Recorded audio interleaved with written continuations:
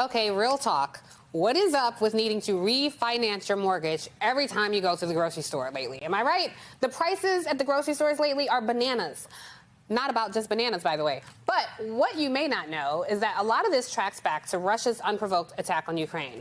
Listen up, because the problem could get worse. Ukraine is nicknamed the breadbasket of Europe because the country produces about 10% of the world's wheat and 14% of its corn and half of its sunflower oil. So Russia and Ukraine together typically export more than 25% of the world's wheat. So between the war and the sanctions, food prices have spiked. And some experts are sounding the alarm about a global food shortage and increase in world hunger that could impact our own kitchen tables right here at home. I want to talk about this with Joseph Glauber. He's a senior research fellow for the International Food Policy Research Institute, and I'm so happy to have him here with me. Joseph, thanks for being here. We got to talk about Russia's attack and how it will potentially cast a dark shadow over other parts of the globe when it comes to food insecurity. There will be important ramifications for the Middle East, for Africa, North Africa, and Sub-Saharan Africa in particular.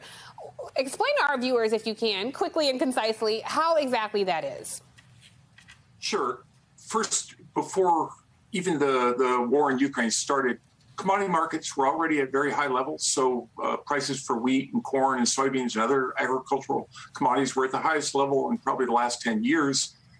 Ukraine and Russia are, as you say, very important exporters in the world markets, accounting for almost 30% of wheat and a large portion of the corn and sunflower oil that's traded.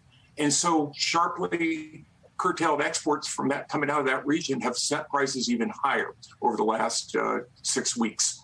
And these are globally traded commodities. So prices are felt, or high prices are felt by everyone. But as you say, that particularly those countries that import a lot of those commodities directly from Russia and Ukraine, so countries in North Africa, in the Middle East, where wheat accounts for much as 35% of their calories, they're seeing prices go through the roof for bread prices and things like that. And they import most of that wheat. Are there other countries in a position to make up for that shortfall? Because we're, like you said, we're seeing the real-time consequences of all this. Yes, but it's going to take time. You know, about 60% of the wheat crop in the world is planted in the fall and harvested in the late spring, early summer. So what we hope, of course, is that that wheat is going to be in good shape as it emerges out of dormancy this winter. But most of the rest of the crop is planted in the spring. And thus far, at least indications here in the U.S. indicate that we're not going to see that much more wheat planted. That's probably true in Canada as well. A little later on, we'll see countries like Australia and Argentina plant for harvest at the end of the year. But that's all going to take time before those prices and that harvest starts getting on the market. And hopefully the war will wind down and that we'll see more wheat come out of the Black Sea. Yeah, you know, we talked a little bit about this yesterday, Joe. Listen, it's really hard on these programs sometimes because people want to know, how is this impacting me? Why do I care about this? It's the narcissism of Americans sometimes that we're appealing to. But this will impact Americans right here at home. When global hunger happens, we get impacted here in America. But also, sudden price and cost in food, this can lead to social unrest. I mean, this is essentially led to the Arab uprising, the Arab Spring that we all saw.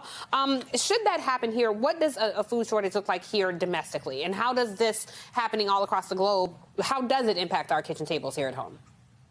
Yeah, well, again, food inflation, when we look at the February numbers, they were the highest level since 1981. Food at home up 8.6% year over year. So that's a lot. Now, I would say that the commodity prices are probably a small part of that. We also look at energy and labor and other things that are all seeing these strong inflationary trends. But if you look at, say, a loaf of bread, about 5%, just 5% of that is actually the cost of the wheat. And, you know, if you look over the last year or 18 months or so, wheat prices are up almost double, but flour prices up 12%, bread prices up 6.5% or so. It's not a problem of availability here in the U.S. Food will be here, but it's just going to be more costly. And that's particularly a concern for poor households. Yeah, we know poor households disproportionately are people of color. And just to point out, before we go to break, in 2008 and again in 2011, food shortages and food price increases were associated with riots in more than 40 countries. So this is something that we definitely want to pay attention to. And I thank you, Joe, for being here to help us talk it all through. And you'll have to come back so we can talk more about it.